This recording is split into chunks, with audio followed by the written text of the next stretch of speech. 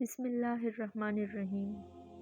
ہمیشہ کوشش کرو کہ بد نسل سے تعلق نہ بناؤ، جب یہ ناراض ہوگا تو عزت پروار کر جائے گا۔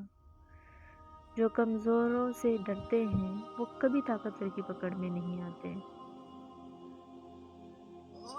اپنے غموں میں پریشانیوں کو سینے میں ہی دفن کرو کہ چہرے پر سجانے سے تم کمزور ہو جاؤ گے۔ خاموشی ایک ایسی عبادت ہے کہ فرشتہ اس کو لکھ نہیں سکتا، شیطان کچھ بگاڑ نہیں سکتا اور کوئی اس کو جان نہیں سکتا۔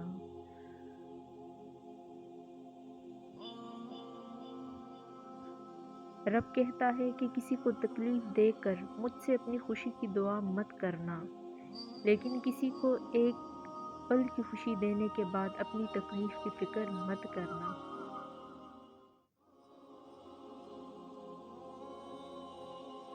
حضرت علی رضی اللہ تعالی عنہ کا فرمان ہے کہ زندگی میں اگر کچھ مانگنا پڑ جائے تو ہمیشہ اس پاک ذات سے مانگنا کہ وہ اگر دے تو اس کی رحمت ہے اور نہ دے تو حکمت۔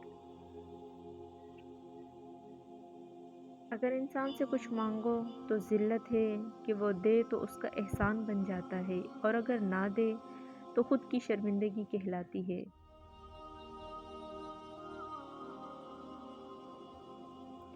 دوسروں کی خوشیوں کا ذریعہ ضرور بنے، مگر اپنی خوشیاں جہاں تک ہو سکے راز ہی رکھیں، کیونکہ نظر برحق ہے اور یہ اونٹ کو ہانڈی اور انسان کو قبر میں پہنچا دیتی ہے۔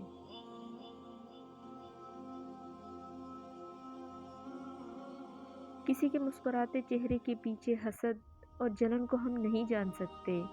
بعض دفعہ لوگ خاموش انسان کو بھی اندھا سمجھ لیتے ہیں۔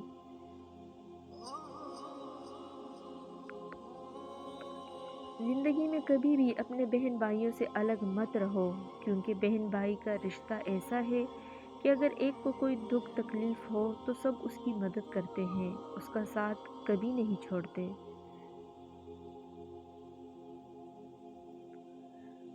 ماں باپ کے بعد گھر میں بڑا بھائی ہو یا بہن، اس کی ذمہ داری ہوتی ہے کہ وہ اپنے چھوٹے بہن بھائیوں سے اچھا سلوک کرے، ان کا سہارا بنے۔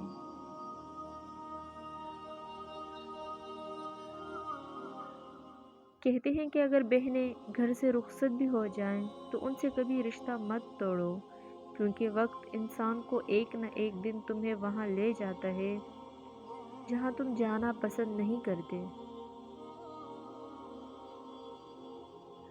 اور تمہارے راستے میں سوائے مشکلوں کے کچھ بھی نہیں ہوتا، تو اس وقت تمہیں بہنوں کے ساتھ کی ضرورت پڑے گی۔ تو تم اپنی بہن کو پکارو گے تو وہ اپنی جان بھی تم پر لوٹا دے گی۔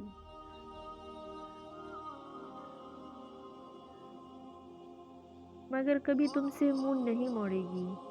اگر تمہاری بہنیں گھر سے رخصت کے بعد تم سے کچھ مانگنے آ جائیں تو ان کے آنے پر کبھی منہ مت بناؤ، اور نہ ہی ایسے کہو کہ اس کو مانگنے کے سوا کچھ بھی نہیں آتا۔ تو یہ اللہ کی مہربانی ہے کہ تمہاری بہن تمہارے دروازے پر آتی ہے تم سے مانگنے۔ اگر خدا نے تمہیں اس کے دروازے پر کسی مشکل کی وجہ سے پہنچا دیا تو تمہیں کتنی شرمندگی ہوگی۔